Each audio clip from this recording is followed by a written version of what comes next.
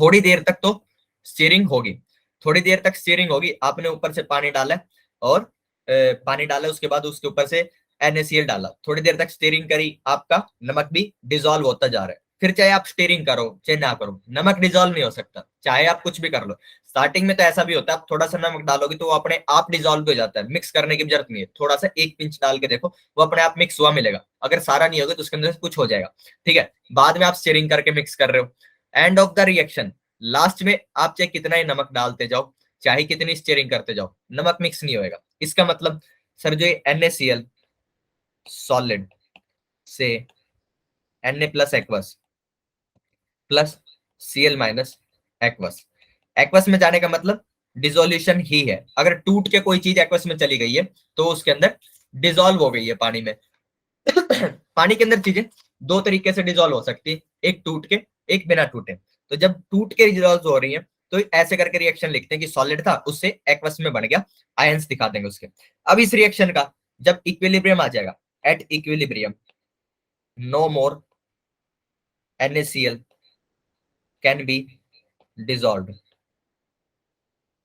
Eight a given temperature. Given temperature पे ऐसा होता है, आपने मान लो 25 डिग्री के ऊपर ये कार्यक्रम शुरू कर रखा है। सर टेस्ट के सॉल्यूशन आ गए शीट पे, आए नहीं है, और शीट के अंदर टेस्ट सॉल्यूशन का कोई कॉलम भी नहीं है, लेकिन आज डाल दूंगा और ग्रुप पे भी भेज दूंगा लिंक, और PDF भी भेज दूंगा सॉल्यूशन वगैरह। ठीक है, अभी क्लास के बाद भेज दूंगा। तो देखो, गिवन टेम्परेचर के ऊपर मान लो आप 25 डिग्री के ऊपर ये कार्यक्रम कर रहे हो नमक मिक्स करने का, तो 25 डिग्री के ऊपर इक्विलिब्रियम आ जाएगा।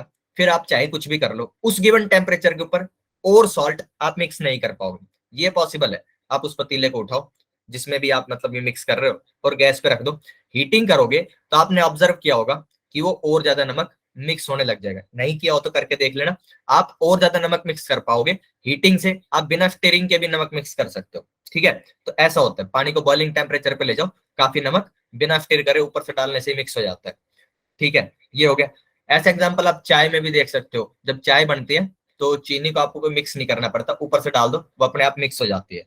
तो जब टेम्परेचर इंक्रीज होता है तो और ज्यादा सॉल्यूट आपका डिसॉल्व होने लग जाता है। But at a given temperature एक कोई फाइनल लिमिट है, जब उस फाइनल लिमिट के ऊपर आप पहुंच चुके कि इतना सॉलिड मिक्स होना था वो हो चुका, उस टाइम पे जब इक्विलिब्रियम आ जाता है तो उस सॉल्यूशन को कहते हैं सैचुरेटेड सॉल्यूशन, ठीक है। That solution at equilibrium is called saturated solution. ऐसे सॉल्यूशन को बच्चों सैचुरेटेड सॉल्यूशन कहेंगे, जिसके अंदर आप और ज्यादा सॉलिड मिक्स नहीं कर पा रहे, ठीक है। अब आता है इसके के इक्विलिब्रियम वगैरह की बात करते हैं। तो बेटा जब आपने NaCl लिखा, इससे क्या बनाया, Na positive plus Cl minus. Let us assume आपने इसके मोल्स की बात करें, T इक्वल 0 पे moles, beta equal beta moles डाल दिए, ठीक है। इसके आपने 0 मोल्स डाले, ठीक है। Moles moles moles, okay. T equilibrium पे मान लीजिए इसके x मोल्स डिसॉल्व हो चुके हैं, तो इसके भी बेटा x मोल्स डिसॉल्व होंगे, इसके भी x मोल्स डिसॉल्व हुए होंगे।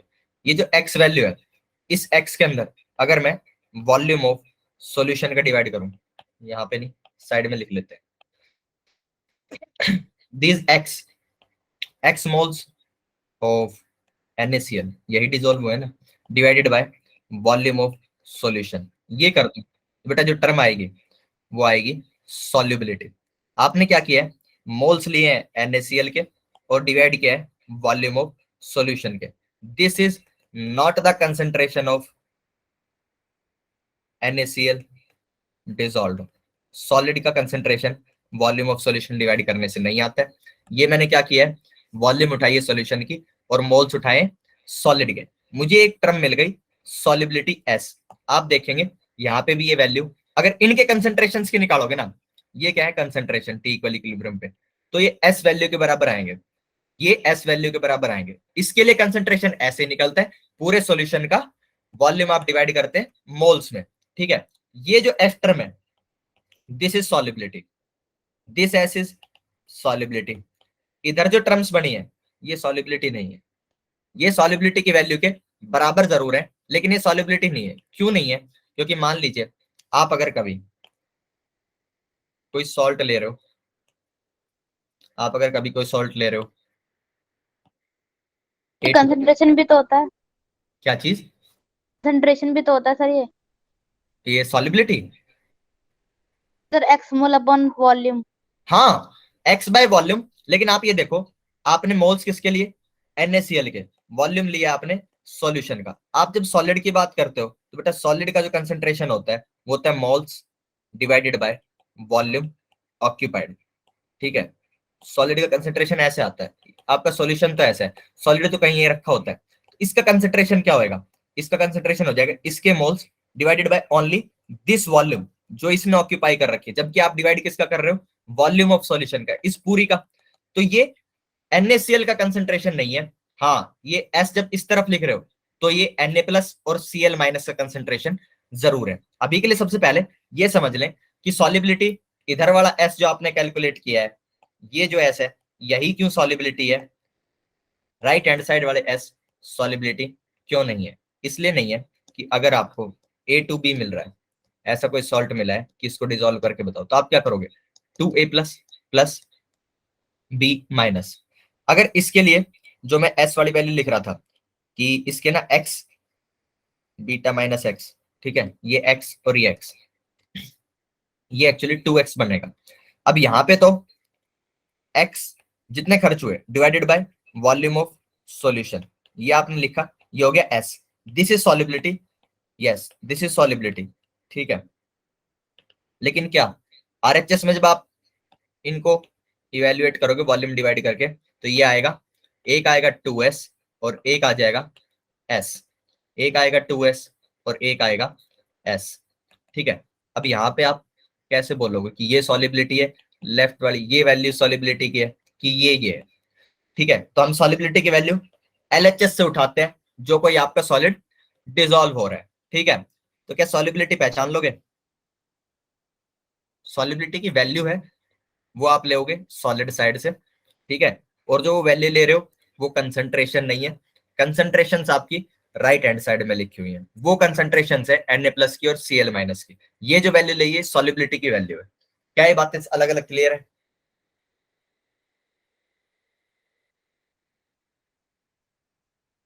हाँ भाई, कोई डाउट है? No sir.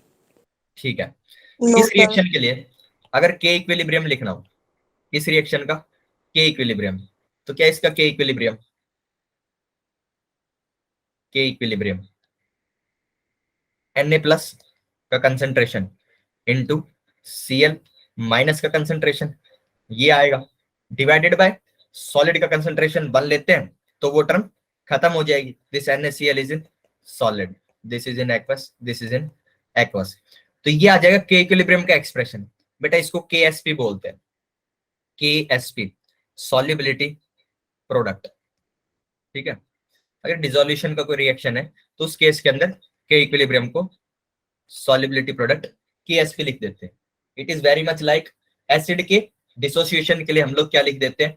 Ka लिख देते हैं, ठीक है। तो यहाँ पे KSP लिख देते हैं, कोई नई चीज नहीं है। दिस इज द इक्विलिब्रियम, के इक्विलिब्रियम, ठीक है। इक्विलिब्रियम कांस्टेंट है, वैल्यूज क्या आ जाएगी भाई सब KSP की यहाँ पे S इंटू S, ठीक है। ये S कहां से उठाए? जो सर Na प्लस और Cl माइनस के कंसेंट्रेशन से, KSP क्या आ गया? S स्क्वायर, ठीक है। क्या क्लियर है? Yes sir.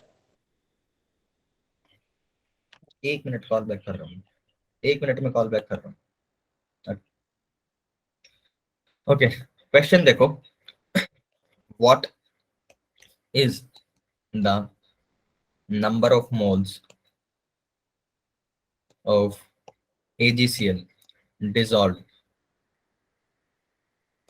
in H2O at equilibrium if the KSP of the reaction is 10 की power -6 and the volume of solution is 20 litre solution equal question. बताओ भाई, केएसपी दे रखा है, एजीसीएल सॉलिड होता है, उसको पानी में डिसॉल्व कर रहे हैं। आपको ये बताना है इक्विलिब्रियम पे कितने मोल्स डिसॉल्व हो गए होंगे। सर सॉल्युबिलिटी से आ सकता है नंबर ऑफ मोल्स बराबर volume of solution. Solubility equal number of moles bye volume of solution. ठीक है, सही है। मतलब सॉल्युबिलिटी की वैल्यू इसी चीज के बराबर आती है, लेकिन आगे बताओ क्या करोगे।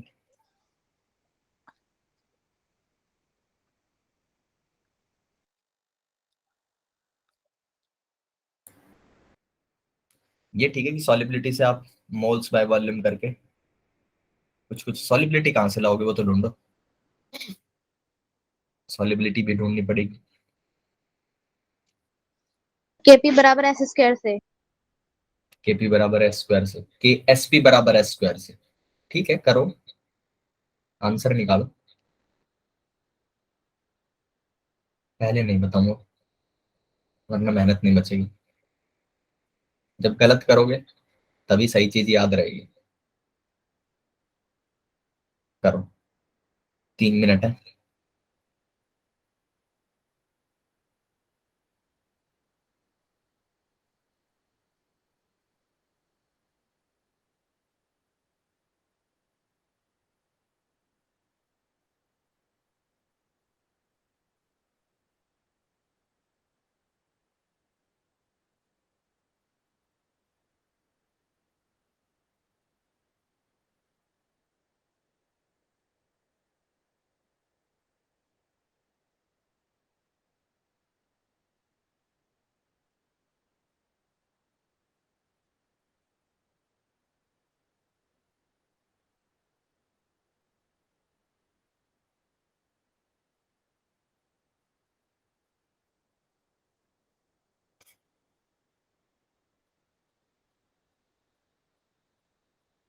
Sir 0.02। 0.02 is the correct answer.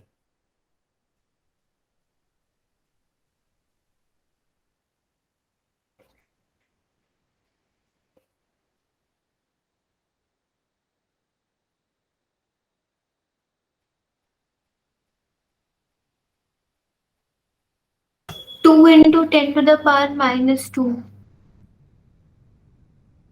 एक और एक, ठीक है, बिल्कुल।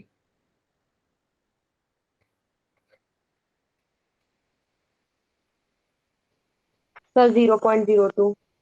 ठीक है,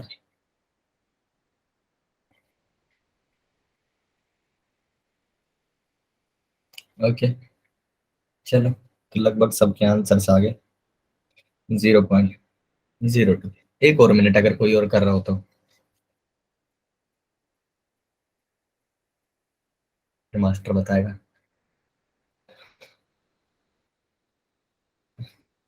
ठीक है, मुझे पता था कि तुम 0.02 तो निकाल लोगे। कितने लोगों ने आंसर निकालते समय ये किया है, as equal moles of AgCl upon, या फिर ऐसे लिखा है ऐसे किया है। Concentration AgCl. वो लिखना तो ठीक है, वो लिख सकते हो।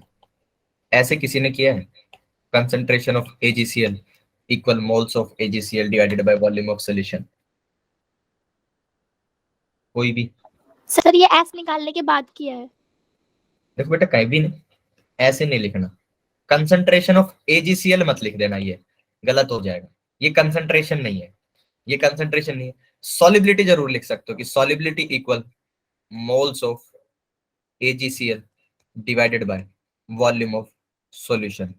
या फिर आप लिख सकते हो concentration of Na plus equal, Na plus नहीं, Ag प्लस है, Ag प्लस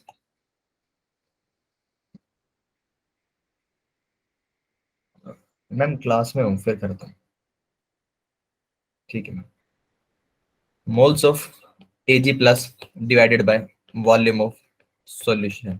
ठीक है, Ag प्लस और Cl माइनस के लिए कंसंट्रेशन है, S के केस के अंदर ये कंसंट्रेशन नहीं है, सॉलिबिलिटी है, वैल्यूज भले ही सेम हो।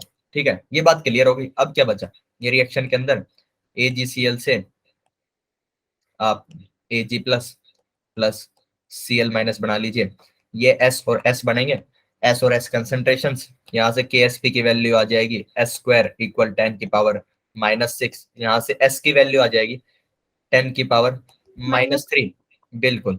Now S equal moles AgCl upon volume of solution. ठीक है, यहाँ से क्या आ जाएगा, 10 की पावर -3 गुना 20 इक्वल मोल्स AgCl। ठीक है, यहाँ से मोल्स AgCl आ जाएंगे बच्चों 0.02। ठीक है, एक और चीज कर सकते हो, ये जो आगे वाला पार्ट है S तो आ गया, S इक्वल मोल्स, ये ना लिख के आप कंसंट्रेशन ऑफ Na+ लिख सकते हो, वहां से क्या आएंगे, moles Na+ divided by volume of solution. इस वाली इक्वेशन से आप क्या कर सकते हो, मोल्स Na+ क्यों आ जाता है बार बार, मोल्स Ag+, यहां से आप मोल्स Ag+ निकाल के उसको किसके इक्वल रख सकते हो, मोल्स AgCl के, मोल्स ऑफ AgCl, आप ऐसा भी कर सकते हो। ठीक है, बस क्या नहीं करना कि concentration of AgCl equal moles AgCl divided by volume of solution, ऐसा नहीं लिखना वरना गलत हो जाएगा, क्योंकि कंसंट्रेशन सॉलिड की कितनी होती है, जितना वॉल्यूम उसने एक्वायर किया हुआ है वही वॉल्यूम डिवाइड करना है, पूरे सॉल्यूशन का नहीं कर सकते। ठीक है जी, चलो ये क्वेश्चन हो गया। उसके बाद सॉलिबिलिटी खत्म है। सॉलिबिलिटी के अंदर एक होता है KIP। KIP क्या है, ionic product, KIP, this is called ionic product. अब इसका मतलब बता देते हैं, द सेम रिएक्शन AgCl से Ag plus Cl minus aqueous. ठीक है, दिस वाज सॉलिड। अगर ये बना रहे हो तो KIP इक्वल Ag प्लस का कंसंट्रेशन इनटू Cl माइनस का कंसंट्रेशन। यहाँ पे जो है आप कहोगे कि sir it is similar to KSP, बिल्कुल it is similar to KSP, but the concentrations are not of equilibrium, they can be of equilibrium but not necessarily of equilibrium. Concentrations can be of any time, not necessarily of equilibrium. It is exactly similar to reaction constant.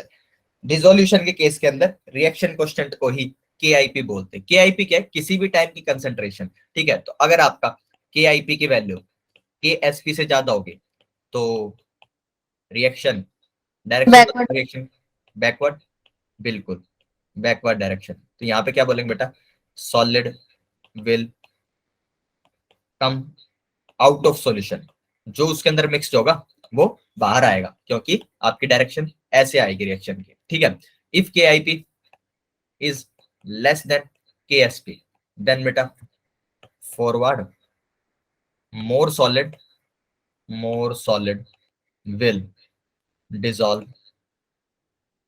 in the solvent। ठीक है, और ज्यादा solid dissolve हो जाएगा। अगर बेटा KIP KSP के बराबर आएगा तो saturated solution is present. Exactly similar like comparing QC less than KC gives forward, QC more than KC gives backward and QC KC equal gives equilibrium। ठीक है, कोई नई चीज नहीं है, इसको आयनिक प्रोडक्ट बोल देते हैं। ठीक है, एक आयनिक प्रोडक्ट ऑफ वाटर भी पढ़ा था, KW बोलते हैं उसको। ठीक है जी, ये बात खत्म हो गया। इसके बाद हल्का सा थ्योरेटिकल, टाइप्स ऑफ सॉल्ट। तीन कैटेगरी के सॉल्ट्स होते हैं। कैटेगरी वन के सॉल्ट्स को बोलते हैं सॉल्युबल सॉल्ट्स होंगे। इनकी जो सॉल्युबिलिटी होती है, बेटा मोर देन 0.1 मोलर। ठीक है, अगर किसी की सॉल्युबिलिटी 0.1 मोलर से ज्यादा है तो बेटा वो क्या हो जाएगा, 0.1 मोलर से ज्यादा सॉल्युबिलिटी सॉल्युबल कहलाएगी। NaCl in water. अच्छा, जब भी आप कहीं पे भी सॉल्युबिलिटी की बात करते हो तो आपको सॉल्यूट एंड सॉल्वेंट दोनों मेंशन करने होते हैं, क्योंकि NaCl इन वाटर की सॉल्युबिलिटी कुछ और होगी और S1 होगी, और NaCl इन मिल्क चेक नहीं करनी कैसी होती है, H2 होगी। ठीक है, इक्विलिब्रियम के ऊपर कितना नमक मिक्स होगा ये सॉल्वेंट पे भी डिपेंड करता है। ठीक है जी, तो हमेशा हम लोग ऐसे करके सॉल्वेंट सॉल्वेंट और सॉल्ट दोनों चीज सॉल्यूट दोनों चीज मेंशन करेंगे तभी हम सॉल्युबिलिटी की बात कर सकते हैं। तो मैंने कहा कि 0.01 मोलर से ज्यादा अगर किसी की सॉल्युबिलिटी है तो उस केस के अंदर वो सॉल्युबल कहलाएगा। तो जब आप इसका एग्जांपल दे रहे हो तो सोल्यूट और सॉल्वेंट दोनों बताने कि ये जब दोनों साथ होते हैं तब मुझे सॉल्युबिलिटी 0.1 मोलर से ज्यादा मिल रही होती है। चलो जी आगे चले, सेकंड कैटेगरी क्या हो जाती है, कैटेगरी नंबर 2। कैटेगरी 2 का क्या है, कैटेगरी 2 में कैटेगरी 2 इसके जो सॉल्ट्स है बेटा वो कहते हैं स्लाइटली सॉल्युबल।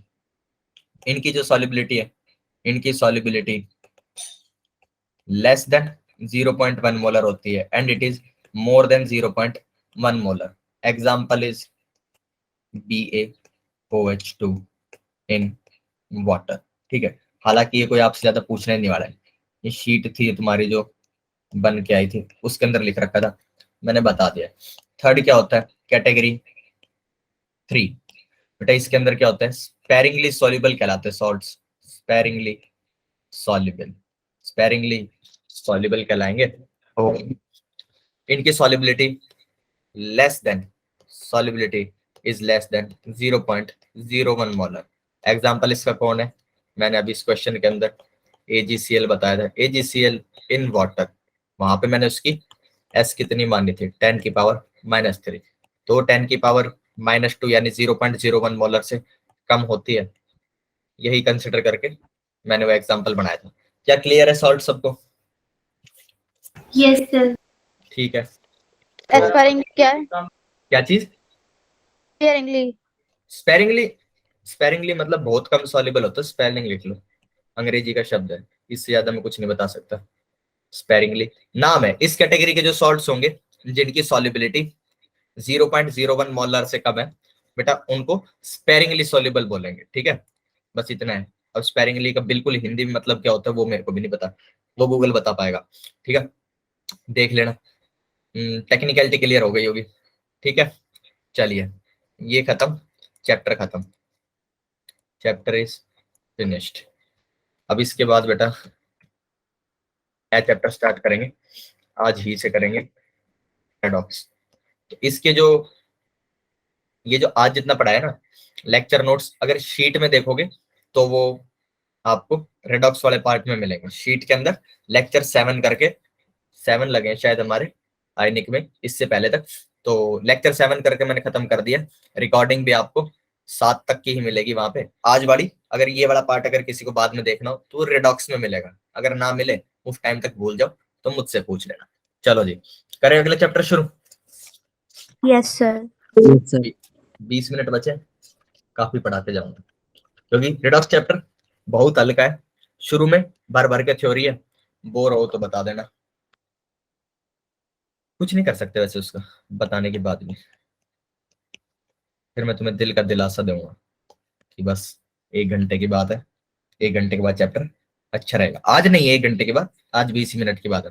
देखो बेटा केमिस्ट्री के अंदर कई तरीके के रिएक्शंस होते हैं, उन कई तरीके के रिएक्शंस के अंदर से एक बहुत इंपॉर्टेंट वैरायटी ऑफ रिएक्शन होती है, that is called redox reaction. Chapter यहाँ से शुरू होता है। फर्स्ट टॉपिक है ऑक्सीडेशन, ऑक्सीडेशन नंबर सुना तो होगा इसका नाम, अब तक 11 में ये नाम आ ही जाता है इस समय तक, रिडॉक्स पढ़ा होगा स्कूल में तो आ ही गया होगा। बेटा ये क्या है, it is the tendency of an element to gain और लूज इलेक्ट्रॉन। ठीक है, आप किसी भी एटम को किसी कंपाउंड में देख के ये बता सकते हो कि ये एटम इलेक्ट्रॉन गेन करने की टेंडेंसी रखता है, मन में है इसके इलेक्ट्रॉन गेन करने की कि नहीं है, या फिर इलेक्ट्रॉन लूज करने की टेंडेंसी है कि नहीं है, वो हम ऑक्सीडेशन नंबर देख के प्रिडिक्ट कर पाते हैं। ठीक है, तो सबसे पहले तो कैसे प्रिडिक्ट कर पाते हैं ये देखेंगे, उसके बाद देखेंगे कि ऑक्सीडेशन नंबर निकालते कैसे हैं। उसके लिए किसी का ऑक्सीडेशन नंबर मैं आपको पहले से बता दूंगा, ठीक है। किसी का ऑक्सीडेशन नंबर अगर मैं पहले से बता दूं, तो एक एग्जांपल ले लीजिए बेटा, सल्फर जो है, सल्फर इसका -2 से लेके +6 तक ऑक्सीडेशन नंबर हो सकता है, ठीक है। मैंने कहा इन एनी कंपाउंड इसका जो है ऑक्सीडेशन नंबर -2 एग्जिस्ट कर रहे हैं, बेटा मिनिमम वैल्यू है, इससे कम इसका ऑक्सीडेशन नंबर नहीं हो सकता। अब मैं कहता हूं if oxidation number is to be decreased, अगर ऑक्सीडेशन नंबर डिक्रीज करना है, then electron is to be gained. ऐसा होता है, अगर कोई इलेक्ट्रॉन गेन करता है तो उसका ऑक्सीडेशन नंबर डिक्रीज कर जाता है। अब मैं कह रहा हूं कि अगर ऑक्सीडेशन नंबर डिक्रीज करने के इलेक्ट्रॉन गेन करना पड़ता है और सल्फर -2 में, -2 इसकी मिनिमम वैल्यू है, तो इस ऑक्सीडेशन नंबर की वैल्यू देख के कि ये मिनिमम वैल्यू है, इसको देख के क्या मैं ये नहीं बोल सकता कि इलेक्ट्रॉन गेन नहीं करेगा ये, क्योंकि ये तो मिनिमम वैल्यू पे है और इलेक्ट्रॉन गेन करने के लिए इसकी वैल्यू घटनी चाहिए, तो इसकी वैल्यू घट नहीं सकती, तो इलेक्ट्रॉन गेन कर नहीं सकता। तो it has no tendency of gaining a electron. क्या बात समझ में आ रही है? Yes sir.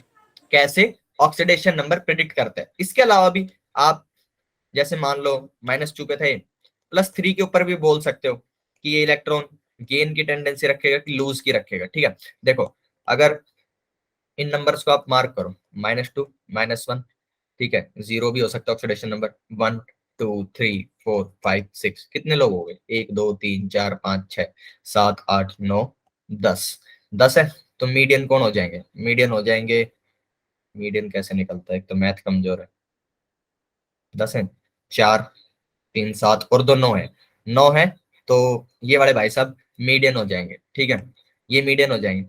तो जो इस तरफ के इन वाले ऑक्सीडेशन नंबर्स हैं, ठीक है, ये इलेक्ट्रॉन गेन कर सकते हैं, एक सेकेंड, ये सारे नहीं, -2 तो नहीं कर सकता,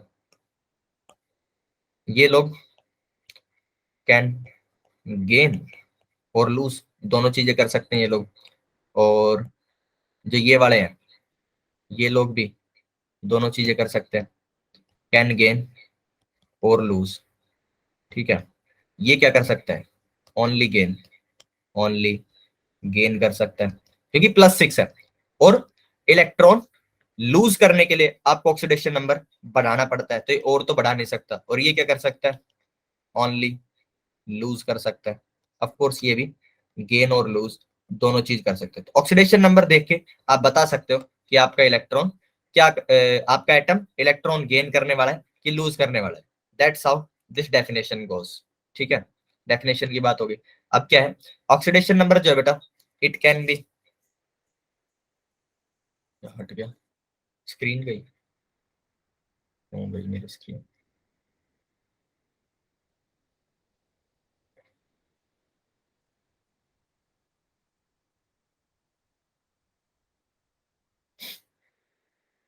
ऑक्सीडेशन नंबर आपका पॉजिटिव भी हो सकता है, इट मे बी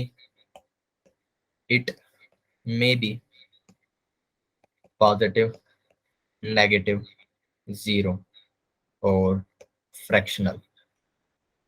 फ्रैक्शंस में भी आपका ऑक्सीडेशन नंबर हो सकता है, ठीक है। अब ये सब हो गया, तो मुद्दा आता है कि ऑक्सीडेशन नंबर फाइंड कैसे करें। इसको फाइंड करने की प्रक्रिया शुरू करने से पहले कुछ रूल्स पढ़ते हैं हम लोग, ठीक है। Rules to find oxidation number, ठीक है। रूल नंबर 1, रूल 1 क्या कहता है, रूल 1 कहता है बेटा, rule 1, in free state the oxidation number of atom will be 0, ठीक है। फ्री स्टेट में होने का मतलब किसी के साथ रिएक्शन करके कोई कंपाउंड बनाया हुआ नहीं होना चाहिए। तो अगर नियोन है, नियोन का अकेला मॉलिक्यूल घूम रहा है, तो उसका ऑक्सीडेशन नंबर 0। अगर मेरे पास ऑक्सीजन है, O2 है, तो इसके अंदर दोनों ऑक्सीजन के एटम्स का ऑक्सीडेशन नंबर 0, ठीक है। ये रूल नंबर 1 हो गया कि अगर फ्री स्टेट में कोई होगा तो उसका ऑक्सीडेशन नंबर आपको 0 मिलेगा। उसके बाद क्या आता है, oxidation number of an ion, cation का लिख लो, cation equal positive charge on it, जितना पॉजिटिव चार्ज है कैटायन के ऊपर वो उसका ऑक्सीडेशन नंबर हो जाएगा on it, and oxidation number of a an anion equal negative charge on it. बात कर रहे हैं ऐसे एटम्स की, अगर Na प्लस है तो बेटा इसके अंदर ऑक्सीडेशन नंबर ऑफ सोडियम कितना हो जाएगा, +1। अगर Cl माइनस है तो इसके अंदर बेटा oxidation number of Cl minus equal -1। लेकिन अगर आपके पास अगर कोई ऐसा आयन है SO4 -2, तो फिर आप ऐसे उठा के ऑक्सीजन का oxygen ON of oxygen equal -2 नहीं बोल सकते, उस केस में आपको कैलकुलेट करना पड़ेगा। अगर सिंगल एटम है आयन तो उस केस के अंदर चार्ज के बराबर है। ठीक है, आगे चलते हैं। ये हो गया रूल नंबर 2। अगर सिंगल एटम है किसी आयन के अंदर तो फिर उसका ऑक्सीडेशन नंबर आप सीधे बता सकते हो चार्ज देख के, जितना चार्ज होगा उतना ही ऑक्सीडेशन नंबर आ जाएगा। रूल नंबर बेटा 3, रूल नंबर 3 कहता है कि ग्रुप 1, इनको बोलते बेटा alkali metals, alkali metals. Group 1 के जो एटम्स होते हैं, group 1 elements will have oxidation number equal +1 always. ठीक है, ये हो गया रूल। एक रूल ये है कि group 2 alkali earth metals, group 2 के एटम्स को या एलिमेंट्स को अल्कली अर्थ मेटल्स बोलते हैं, will have oxidation number equal +2 always. ठीक है, इनके ऐसे नाम क्यों होते हैं वो हम ब्लॉक केमिस्ट्री में पढ़ेंगे। ठीक है, रूल नंबर 5, रूल नंबर 5 के अंदर क्या बोलते हैं कि आपका जो oxidation number of boron aluminium family in combined form is +3। आप +3 लेके चलो, आपका ऑक्सीडेशन नंबर 99% ऑफ टाइम्स ठीक ही आएगा, क्योंकि आपके सामने जो कंपाउंड्स आने वाले हैं उनके अंदर इनका ऑक्सीडेशन नंबर +3 ही मिलेगा। हालांकि ये लोग और ऑक्सीडेशन नंबर्स भी शो करते हैं, लेकिन हमारे सिलेबस में जो जो कंपाउंड्स आते हैं उनके अंदर मोस्ट ऑफ द टाइम्स +3 में शो करते हैं। ठीक है, उसके बाद रूल नंबर 6 क्या, सर बोरोन और एल्यूमिनियम एल्यूमिनियम ग्रुप 13 में है। फैमिली अब गिन लो यार, 1 2 और उसके बाद 10 बीच में आ जाते हैं, तो बोरोन आता है सबसे पहले, बोरोन कार्बन, हाँ ग्रुप 13 हो गया। ठीक है, ग्रुप 13। एल्यूमिनियम 27 होता है ना, तो 2 और 2 4 और 6 8, ये सर 13 में ही आएंगी। हाँ ठीक है 13 में आएंगे लोग, ग्रुप 13 में हो गए। ओके, उसके बाद नेक्स्ट चीज क्या हो गई, रूल नंबर 6 बता रहा था। रूल नंबर 6 के अंदर क्या आता है बेटा, फ्लोरीन, फ्लोरीन हमेशा -1 में होगा। ठीक है, rule number 6, the oxidation number of fluorine is always -1। ठीक है, because it is the most electronegative atom in the periodic table. अच्छा, जो ऑक्सीडेशन नंबर्स होते हैं ना, वो आप अगर कभी स्टार्टिंग में अभी याद करने शुरू करोगे, आपको अगर ऐसे गैस ना लगे ना कि क्या है, तो आप एक छोटा सा आइडिया ले सकते हो कि जो ज्यादा इलेक्ट्रोनेगेटिव एटम्स होते हैं ना उनके ऑक्सीडेशन नंबर आपको नेगेटिव मिलेंगे। मोस्ट पता है ऑक्सीडेशन नंबर किसी का फिक्स नहीं होता कि ये इतना ही ऑक्सीडेशन नंबर दिखाए, कंपाउंड टू कंपाउंड वेरी कर जाते हैं, लेकिन हर एटम हर element majority of the compounds के अंदर कोई एक ऑक्सीडेशन नंबर दे रहा होता है। हो सकता है 60% कंपाउंड्स के अंदर वो एक ऑक्सीडेशन नंबर दे, फिर 10% के अंदर कोई और दे, 5% में कुछ और दे, वो पॉसिबल है, लेकिन एक ऑक्सीडेशन नंबर मोस्ट डोमिनेंट होता है। ठीक है, तो वो उसकी इलेक्ट्रोनेगेटिविटी के हिसाब से आप याद रख सकते हैं। जैसे ऑक्सीजन हो गया, ऑक्सीजन -2 देता है, तो आपको एटलीस्ट इलेक्ट्रोनेगेटिविटी से ये याद रहेगा कि ये माइनस में होता है, क्योंकि ये इलेक्ट्रो नेगेटिव है तो उसका ऑक्सीडेशन नंबर आपको माइनस में मिलेगा। ठीक है, इलेक्ट्रो पॉजिटिव कोई होता है, जो आपके ग्रुप 1 और ग्रुप 2 के एटम्स है ये काफी इलेक्ट्रो पॉजिटिव है, तो इसलिए इनके आपको जो ऑक्सीडेशन नंबर मिलते हैं पॉजिटिव मिलते हैं, फिर +1 मिलता है, +2 मिलता है, ये आप लोग ध्यान रख लेंगे। ये क्यों मिलते हैं, देखो सोडियम का +1 क्यों मिलता है, क्योंकि उन लोगों के पास एक एक वैलेंस इलेक्ट्रॉन है, वो उसको लूज करना चाहते हैं। जैसे ही उसको लूज करते हैं उसका जो है ऑक्सीडेशन नंबर, चार्ज कितना आएगा, +1, चार्ज ही ऑक्सीडेशन नंबर होता है, +1 बन जाता है। तो आप इलेक्ट्रॉन्स कौन कितने लूज करना चाहते हैं, कितने स्टेबिलिटी रखना चाहते हैं, इसके हिसाब से भी ऑक्सीडेशन नंबर प्रिडिक्ट कर सकते हैं। बाकी ये रूल्स है, कैलकुलेट करना बढ़िया होता है। रूल्स के अंदर जिनका लिख रखा है ऑलवेज, उनका तो आप आंख बंद करके बता सकते हो, जिनका जनरली लिख रखा है उनके लिए फिर आपको कैलकुलेट करना पड़ता है। अभी इन रूल्स को यूज करके कैसे कैलकुलेट करते हैं ये मैं बताऊंगा।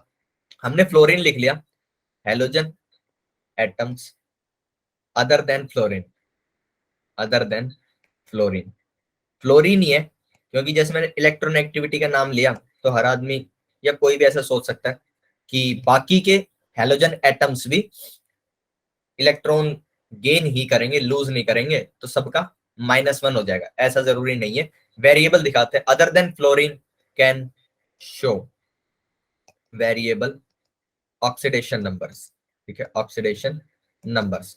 फ्लोरीन के अलावा बाकी सारे के सारे halogen atoms variable oxidation number दिखा सकते हैं, तो हम उसको कैलकुलेट करेंगे। कैसे करना है वो अभी आगे देखेंगे। 2 पॉइंट और हैं। Generally hydrogen is in +1, hydrogen जो आपको +1 में मिलेगा, एक्सेप्ट इन मेटल हाइड्राइड्स। मेटल हाइड्राइड्स क्या होते हैं बेटा, मेटल के साथ हाइड्रोजन अगर डायरेक्ट कंपाउंड बना रहा है, for example in NaH, sodium hydride के अंदर बेटा oxidation number of hydrogen is -1। ऐसा क्यों हुआ, इसके साथ हाइड्रोजन के +1 के साथ तो जनरली लिखा हुआ है, और सोडियम के +1 के साथ ऑलवेज लिखा हुआ था, तो ये +1 में होएगा। और अभी जस्ट रूल खत्म करने के बाद मैं बताऊंगा कि जिसका आपको ऑक्सीडेशन नंबर नहीं पता उसे x मान लो, बाकियों के ऑक्सीडेशन नंबर को उनके जितने भी एटम है उससे मल्टीप्लाई करके ऐड कर दो। तो यहाँ पे सोडियम का +1 है, इसका एक ही एटम है, तो +1 × 1 प्लस बेटा x, और इसको आप पूरी की पूरी स्पीसीज के ओवरऑल चार्ज के बराबर रख दो। अगर न्यूट्रल है तो 0 के बराबर रख दो। यहाँ पे x की वैल्यू क्या आ जाएगी, x की वैल्यू आ जाएगी बेटा -1। ठीक है, तो ये हो गया रूल नंबर 7। हाइड्रोजन का -1 मिलता है हाइड्राइड्स के अंदर, क्योंकि हाइड्राइड्स के अंदर जब मेटल्स आते हैं तो वो हमेशा अपना पॉजिटिव ही, अच्छा कोई भी मेटल आपको नेगेटिव चार्ज लिए नहीं मिलेगा। ठीक है, चलिए रूल नंबर 8। रूल नंबर 8 कहता है बेटा, ऑक्सीजन के बारे में बात करता है। ऑक्सीजन जो है जनरली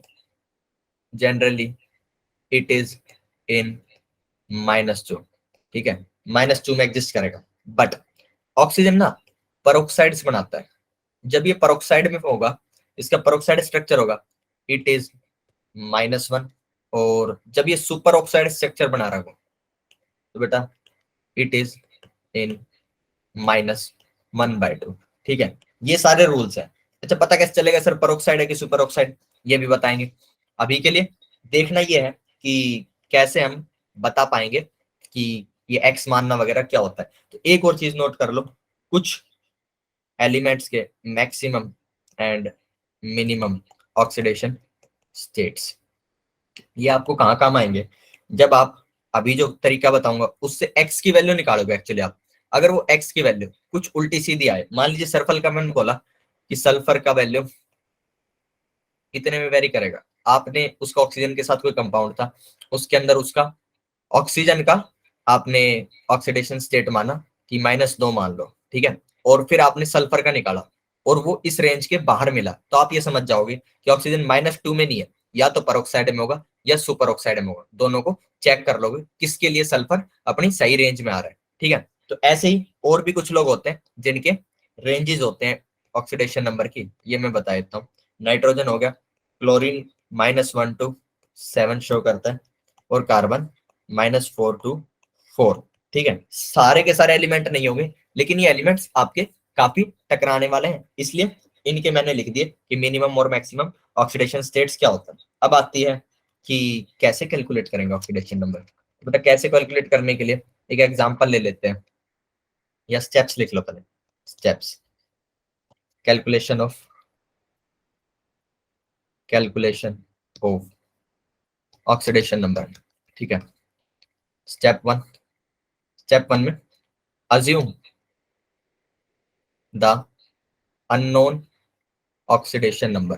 होगा ये कि किसी कंपाउंड के अंदर आपको बाकी एटम्स तो देख के पता होगा कि इसका इतना ऑक्सीडेशन नंबर हो सकता है, इसका इतना होता है, लेकिन किसी एक का अननोन मिलेगा, उसी एक के अननोन को हम assume the unknown oxidation number to be X. आप उस अननोन को क्या मान लो, एक्स मान लीजिए आप। ठीक है, उसके बाद क्या आएगा बेटा, स्टेप नंबर 2। स्टेप नंबर 2 में क्या होगा, आप add all the oxidation numbers of other atoms with them multiplied with number of atoms of each।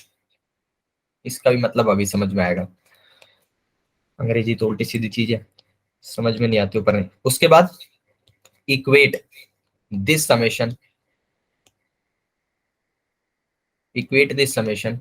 to the total charge present on the species।